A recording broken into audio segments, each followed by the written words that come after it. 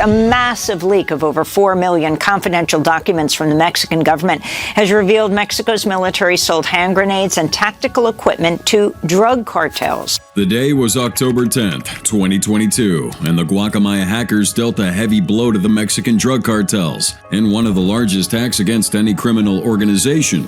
The revelations were horrifying, but this was only the beginning of more terror that was to come. Here are 5 times hackers targeted the wrong cartels.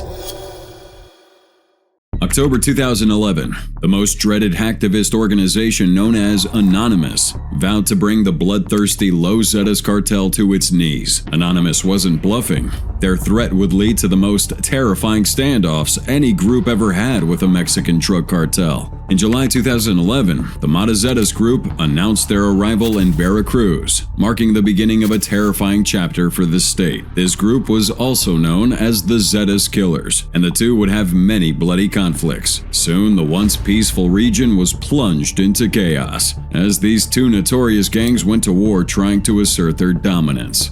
By September 2011, the streets of Veracruz were stained with blood. Los Zetas, a cartel born from elite forces of the Mexican military, unleashed a reign of terror that left the residents in constant fear. Beatings, torture, and indiscriminate murder would become the new normal. The people of Veracruz were caught in a nightmare as the cartel tightened its grip. A month later, things would take a twist when a member of the group, Anonymous, was kidnapped, and this opened up a new chapter in the ongoing conflict in the region. This member was reportedly abducted while participating in a protest as part of Anonymous's Operation Paper Storm, which involved distributing anti-cartel leaflets. In a place where everybody here was living in fear, this act was a slap to their face and a defense of their authority. But Anonymous wasn't an ordinary organization. They were a group of people you also didn't want to mess with. These are vigilantes known for bringing down corporations and governments through their cyber attacks as a means of protesting injustice. So those who know the history of Anonymous would probably avoid having issues with them. And it would also seem Los Zetas underestimated the capability of this hacktivist group.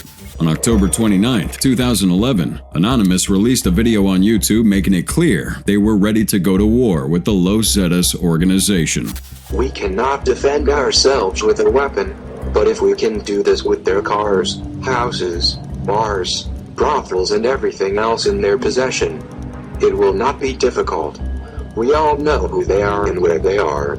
The iconic Guy Fawkes mask, a symbol of resistance and rebellion, would speak in Spanish, their voice distorted to conceal their identity. The message was clear and unyielding. If the cartel didn't release their captive, Anonymous would retaliate in a way that Los Zetas had never experienced before. The threat wasn't just to expose their identities, but to dismantle the cartel's entire operation by revealing their secrets. Anonymous promised to publish names, addresses, and other personal information of Los Zetas affiliates, including corrupt public officials, journalists, and police officers who were in league with that cartel. The video was a declaration of war, a digital battle cry against one of the most feared criminal organizations in Mexico. The stakes were incredibly high. Los Zetas, known for their brutal and vital reprisals, responded with their own threats, promising to kill 10 innocent people for every name that was exposed. But Anonymous was not backing down here. The group set the deadline for November 5th, which was Guy Fawkes Day, a date symbolizing rebellion and resistance. The group vowed that if their member wasn't released by then, they would carry out their plan to expose the cartel. The question was, who had more to lose? November 1st, 2011, 4 days away before the data gets leaked, it was reported that Los Zetas was recruiting hackers to track down members of Anonymous. But in a show of good faith, the cartel also released the hacker they kidnapped. Now the ball was in the court of Anonymous. They had to decide if it was worth the risk to proceed with the leak or to retreat. The people of Veracruz feared the worst. They knew if Anonymous leaked the information, Los Zetas would probably unleash more violence and revenge. If the group's darkest secrets get exposed, they'll have nothing to lose and probably will become more bold with their operations. It made no sense for Anonymous to continue. On November 2, 2011, Anonymous announced that they were going to stand down and end their war with the cartel. The standoff lasted a couple of days. It was a very tense moment, and Los Zetas over here really didn't know how much information Anonymous had on them. It was also challenging for the hacktivist group because they not only put their lives in danger, but also the lives of other innocent Mexicans. A bordo de un convoy fuertemente resguardado.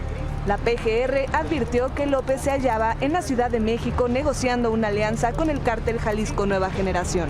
May 2nd, 2017, Damaso López Núñez, also known as El Licenciado, was arrested by Mexican authorities in Mexico City. The arrest was made possible due to an undisclosed hacker exposing the cartel boss, a mistake he was gonna regret.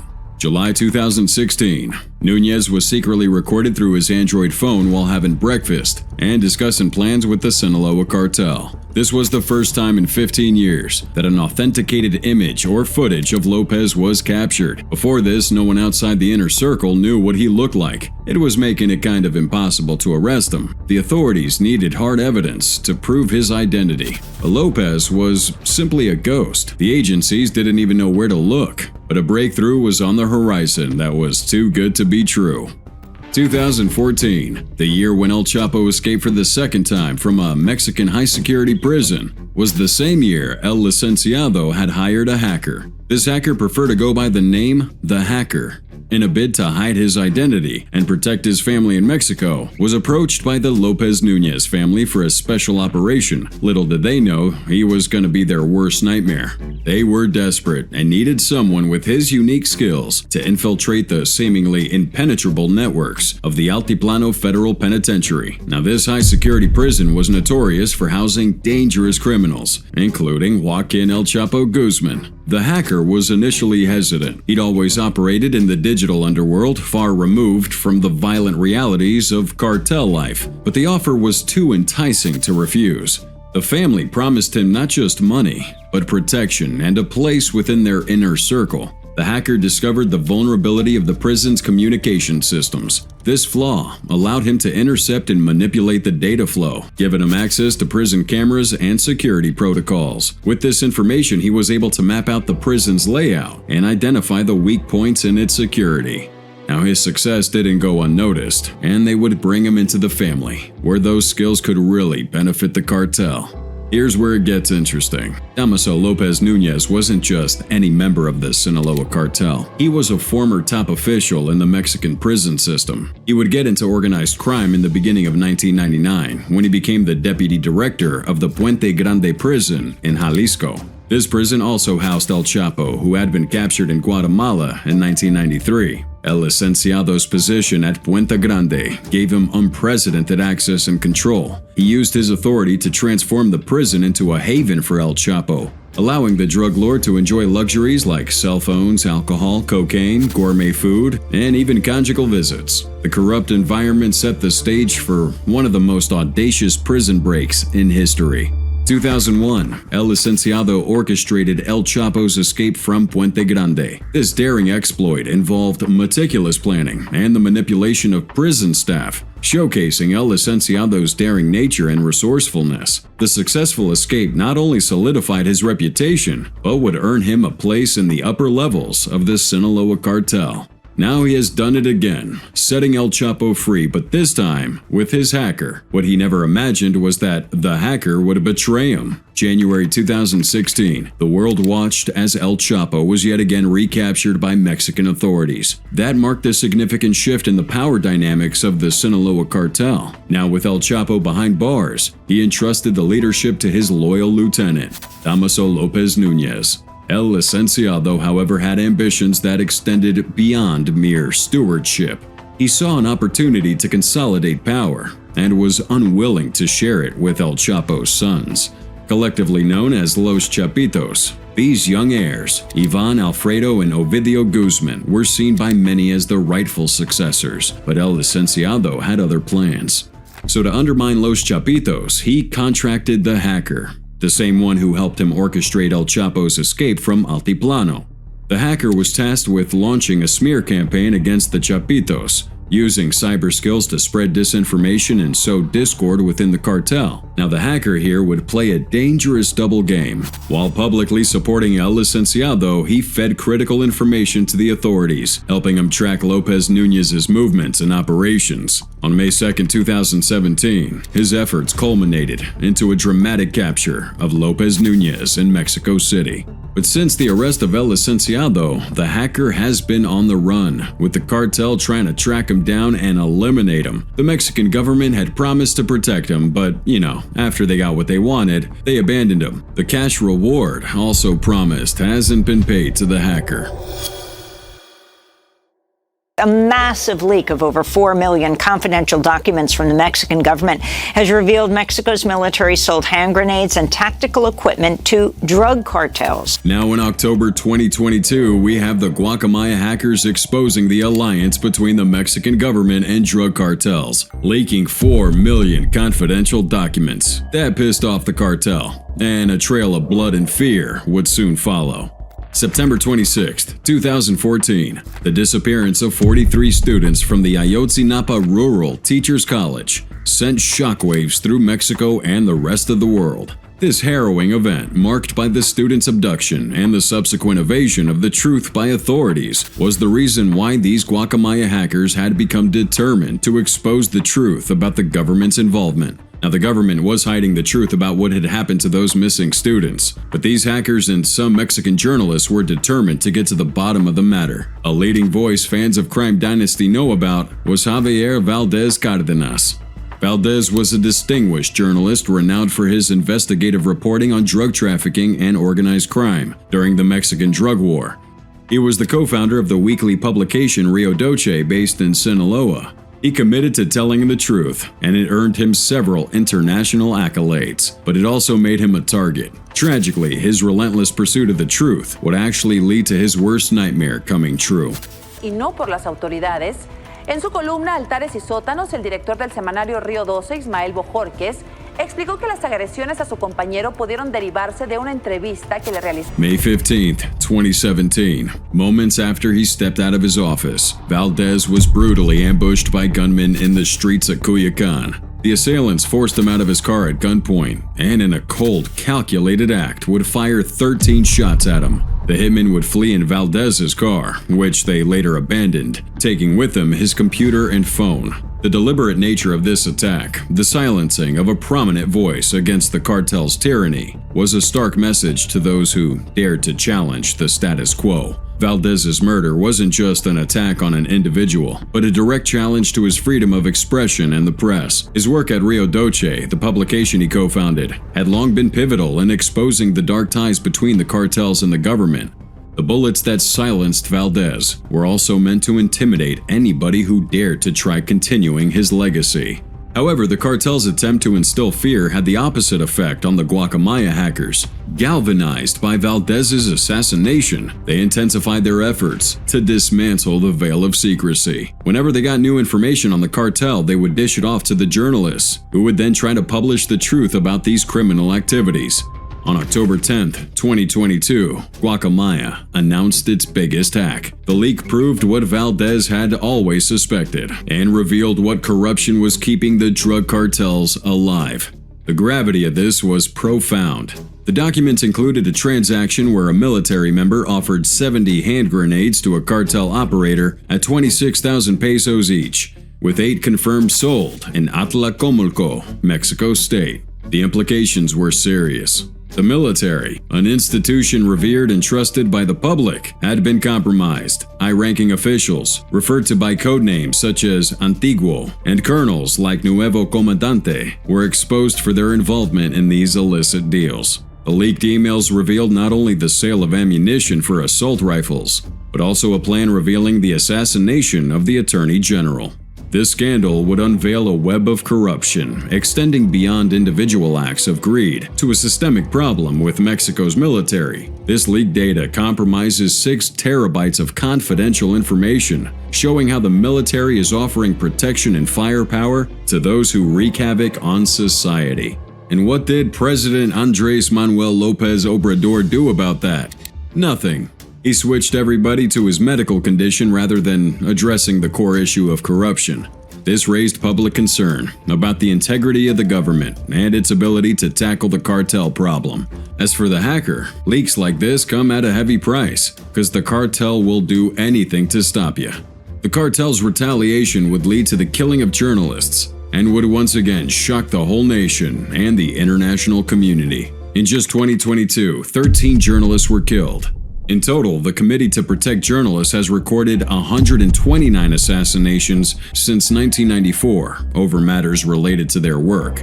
For hackers like Guacamaya, who work tirelessly to expose the cartel's operations and government corruption, the risks are equally high. These digital warriors face constant threat of retribution from those they expose. Their work, while crucial in shedding light on corruption, might place some crosshairs on them, as the cartel doesn't hesitate to use violence to maintain secrecy and control.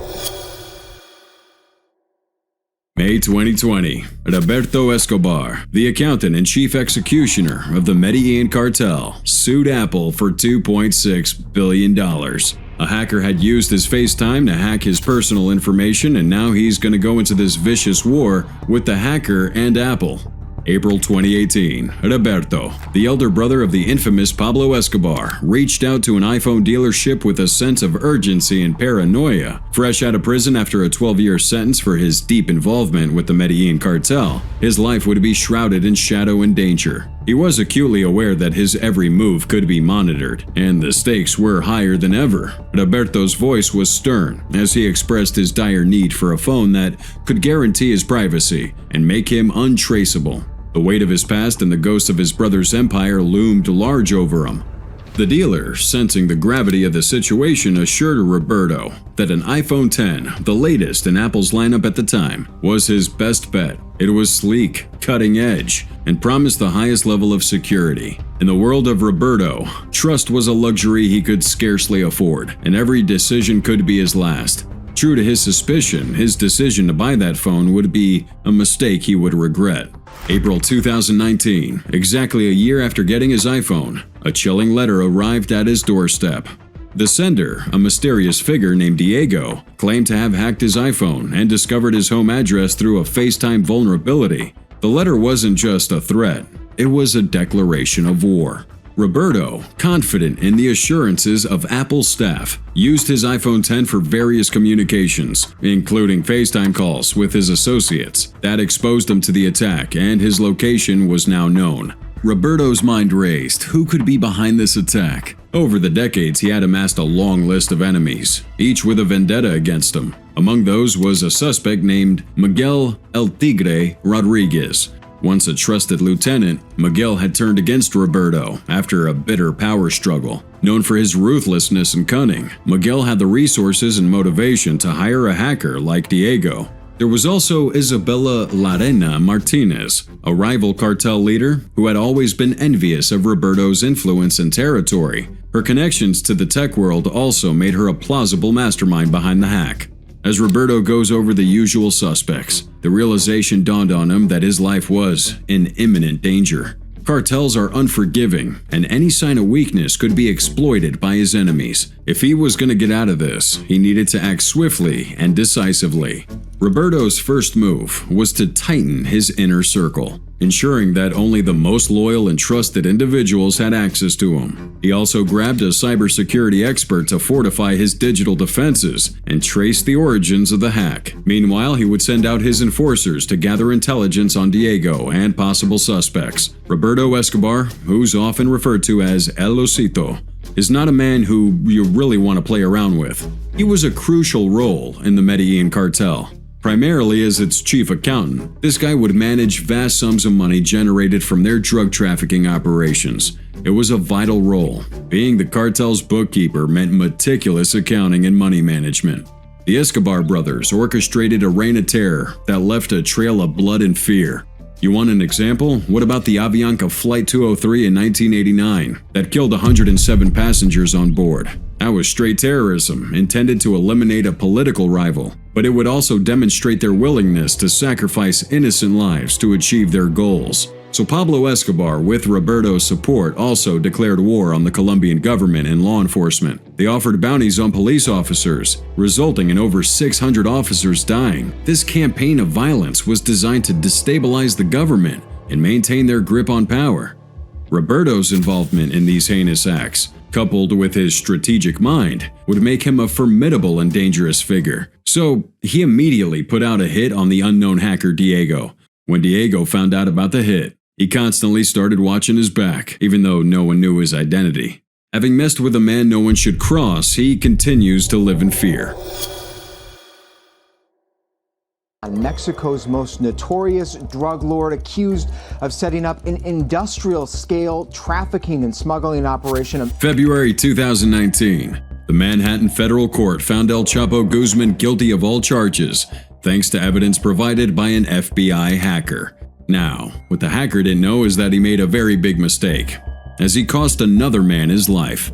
January 2019, the courtroom was filled with tension as FBI Special Agent Stephen Marston began his testimony. This was the third month of El Chapo's trial, and the prosecution was about to unveil one of their most critical pieces of evidence. It was the extraordinary tale of how the FBI had infiltrated the seemingly impenetrable encrypted phone network of the Sinaloa cartel.